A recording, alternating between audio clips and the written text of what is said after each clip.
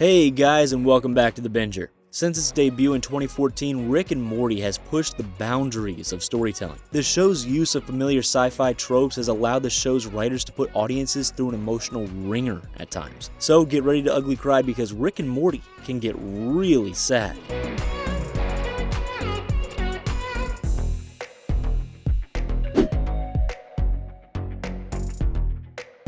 Breakups are never easy, even for so-called normal couples. When a creature seeking to assimilate all life in the universe breaks up with a mad scientist, the effects can be devastating for all parties. In the third episode of Season 2, Autoerotic Assimilation, Rick runs into his ex-lover. Unity tells Rick of its plans to assimilate beings across the Galactic Federation into its hive mind. Instead of trying to stop Unity and preserve the free will of billions of beings, Rick tries to win back his lost love with insane stunts. The stunts distract Unity so much that it loses control of its subjects. The hive mind's former subjects go to war with each other, causing massive devastation. Unity realizes that Rick is a bad influence and breaks off their relationship. When Rick returns home, he sits in his garage and drinks. He also sets up a special ray that disintegrates anything that sits under it. He waits for the ray to power up so that he can end his pain by taking his own life. His attempt fails when he passes out before the ray can strike him. He sleeps in the garage all through the night and into the next morning, while his family fails to check on him. Yeah, well, honestly, we're talking about an entity that thrives on enslavement. The Galactic Federation, an interplanetary government that rules more than 6,000 planets, has labeled Rick Sanchez as an outlaw. In the Season 2 finale, The Wedding Squanchers, Rick takes his family to the wedding of Bird Person. Dad, you have a friend that's getting married. That's a big deal. Rick's best friend and fellow anti-Federation rebel. Bird Person is marrying Tammy Guetterman, a good friend of Morty's older sister, Summer. Rick gives a rambling, ad-lib toast to the happy couple when Tammy reveals her family's deep, dark secret. She and her parents are actually deep-cover Federation agents sent to arrest Rick and Bird Person. Is a deep cover agent for the Galactic Federation. The revelation sets off a firefight between Federation officers and other criminals, in which Bird Person is critically wounded. Rick uses the chaos to help himself and his family escape. Fearing that his family might be interrogated about his whereabouts, Rick turns himself in. He knows that he'll be imprisoned for life without the possibility of parole, and Rick contemplates how his family was willing to sacrifice themselves for him despite his selfish behavior. It wasn't bad enough that fans had to go through an emotional separation of Rick from his family in the season finale. They also had to wait 18 months for the start of Season 3, which picked up at the cliffhanger ending. If Season 2 ended with a cliffhanger, Season 3 started with a bang.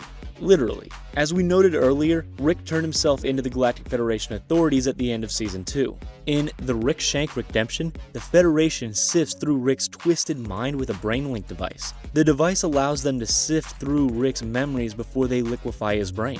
Rick engineers a daring prison break through the brainlink device, downloading his mind into several other Ricks. Meanwhile, the Federation has taken over Earth. So if you really want your grandpa back, grab a shovel! Summer digs up Rick's old portal gun in an effort to rescue her grandfather, and Morty reluctantly joins her. The siblings are captured on an alternate Earth by SEAL Team Ricks, a special force squad made up of Ricks from various dimensions. The SEAL team brings Morty and Summer to the Council of Ricks for interrogation. When the real Rick shows up, he takes down all but one of the council members. The lone survivor holds Summer hostage, but Rick threatens to go through Summer to get to his rival. You're trying to use Disney bucks at a Caesar's palace here.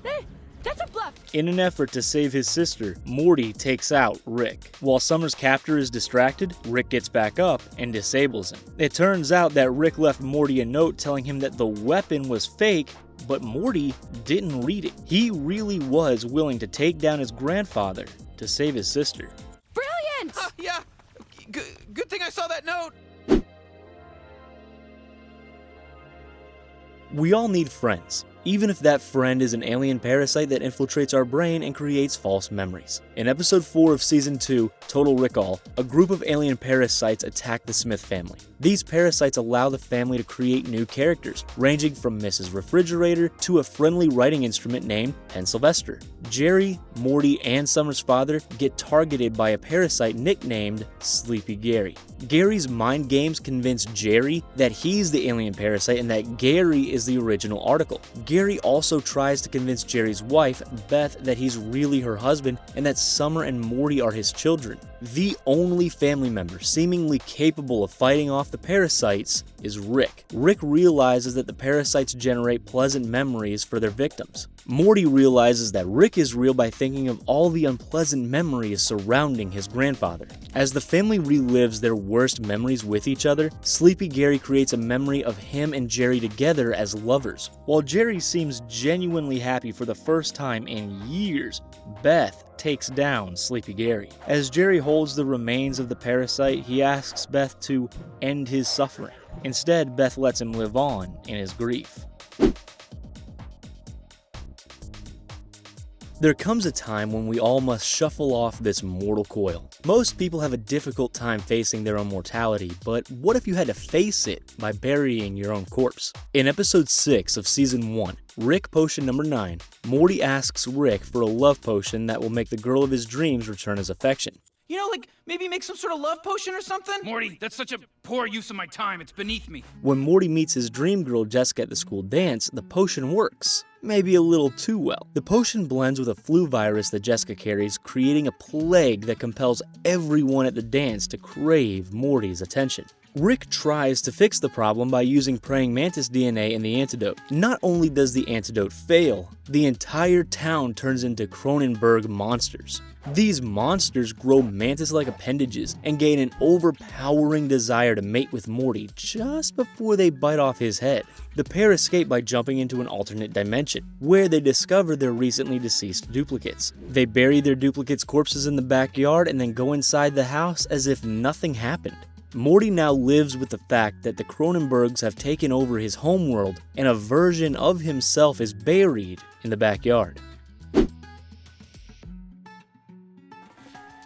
Have you ever become so enthralled by a video game that you believed you were the character in that game? While you may have never felt that you lived out the life of Pac-Man or Master Chief, some games can take virtual reality to a whole new level. Take Roy, A Life Well Lived, the game that Rick and Morty play in the Season 2 episode Morty Night Run. Early in the episode, Rick sells a gun to an alien hitman. He takes the proceeds and treats himself and Morty to an intergalactic arcade, Blips and Chits. When Rick places the game's helmet on Morty's head, Morty becomes Roy, a young Earth boy. As the game progresses, Roy moves from a grade school student to a high school football star. Roy later marries his high school sweetheart, has a son, and takes a job at his father-in-law's carpet store. After a bout with cancer, Roy recovers and returns to work at the carpet store. Roy meets his end when he falls off of a stepladder while retrieving a roll of carpet. When the game over screen appears and Rick removes the helmet, Morty still believes that he is Roy. Morty takes a few seconds to realize that that whole life he led was only a video game. Oh, what the hell? Whoa, where am I? What in the 55 hell? years. Not bad, Morty. At the end of Total Recall, the same episode that featured the end of Sleepy Gary and the memory parasites, the family enjoys a home-cooked meal. Sitting around the table are Rick, Beth, Jerry, Summer, Morty, and their longtime family friend, Mr. Poopy Butthole. Who? The character had never appeared on the show in previous episodes, so the other characters and the audience assumed that it was another parasite. When Beth couldn't come up with any bad memories associated with Mr. Poopy Butthole, she shot him down at the dinner table. Since everyone only had good memories of the creature and the parasites created good memories, she assumed that he was the last living invader. However, instead of reverting to an alien parasite, the creature maintained his shape, proving that he had been real all along. While Jerry called 911 and Morty encouraged Mr. Poopy Butthole to hang on, Beth hid in the kitchen and guzzled wine to ease her guilt. Unlike Sleepy Gary and the rest of the parasites, Mr. Poopy Butthole would survive the incident. He even went on to apologize to Beth for not giving her any bad memories of him. Mr. Poopy Butthole would then go on to make more appearances on the show, including in the Season 2 finale. Hi, I'm I'm Mr. Poopy Butthole from episode 204. He would also have a Poopy Butthole family, including Mrs. Poopy Butthole and a baby Poopy Butthole. Weddings are supposed to be happy occasions. The ceremony symbolizes the joining of two people into one shared life. In the universe of Rick and Morty, however, happy occasions are often in short supply. Case in point, for most of Season 2, one of the major subplots involved the romance between Rick's friend Bird Person and Summer's classmate Tammy. The romance would culminate in a grand wedding on Bird Person's home planet in the Season 2 finale episode, The Wedding Squanchers. While differences between married couples come with the territory, Bird Person and Tammy both have deep secrets that they're keeping from one another. Tammy is a deep cover agent for the Galactic Federation, while Bird Person is an anti-Federation rebel. Tammy apparently masterminded a plan to win Bird Person's confidence and to capture him and fellow rebel Rick. During the wedding toast, Tammy reveals her secret and takes out her new husband. Her actions spark a firefight between Federation agents and the wedding guests, some of whom are wanted criminals. Although Tammy betrayed Bird Person at their wedding, she did go on to bring him back to life. With the help of the alien Gromphromites, she resurrected Bird Person with cybernetic parts. He would then take the name Phoenix Person, despite Tammy's desire to name him Cyberbird. Rick Sanchez has earned himself a galaxy-wide reputation for many things. Self-sacrifice? That was never one of them. In the Season 2 premiere, A Wrinkle in Time, Rick uses a time crystal to stabilize the timeline for himself, Morty, and Summer after the events of Season 1. This is why you don't freeze time, you guys. It's incredibly irresponsible. And you did it so we could clean the house after a party? Rick's efforts earn him a visit from a fourth-dimensional being who gives him the time-stabilizing collars. The creature also tells Rick that the three of them will go to time prison for eternity for messing with the timelines. Rick tricks and disarms the being, then orders Morty and Summer to remove their collars. Rick uses the disruption to create multiple timelines, which he then uses to subdue the creature. When Summer puts her collar back on, she returns to a stable timeline. However, the latch on Morty's collar breaks in one of the timelines, rendering it useless in all the others. And before Rick can fix it, Morty falls into a void filled with Schrodinger's cats. Ask a psychiatrist, kids. Rick dives after Morty and gives him his collar. Morty activates the collar, leaving Rick all alone in the void until he can find another one. He attaches it and returns to the stable timeline. When Morty attempts to remind him of his sacrifice, Rick blows him off and goes back to his same old selfish personality.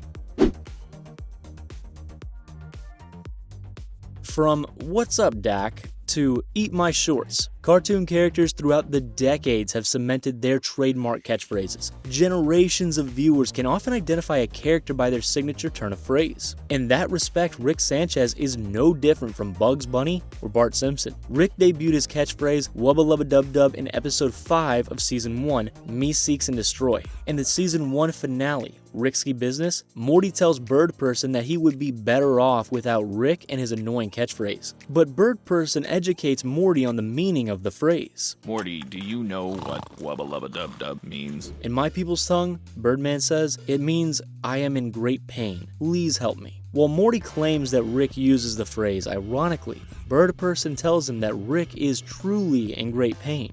According to Bird Person, the reason Rick drinks and goes on all his crazy adventures is to numb his overwhelming pain. The nonsensical sound of the catchphrase also lets Rick hide his pain behind his manic, over-the-top personality. Most of the other characters don't expect that much depth from the selfish, cynical Rick. When Birdman reveals the meaning of the phrase, it gives the characters and the audience more insight into a broken man. Which of these Rick and Morty moments made you ugly cry? Are there any others out there that we missed? Let us know in the comment section down below. And if you don't want to break our hearts, be sure to leave a like on this video and subscribe to The Binger for more amazing content. Thanks for watching.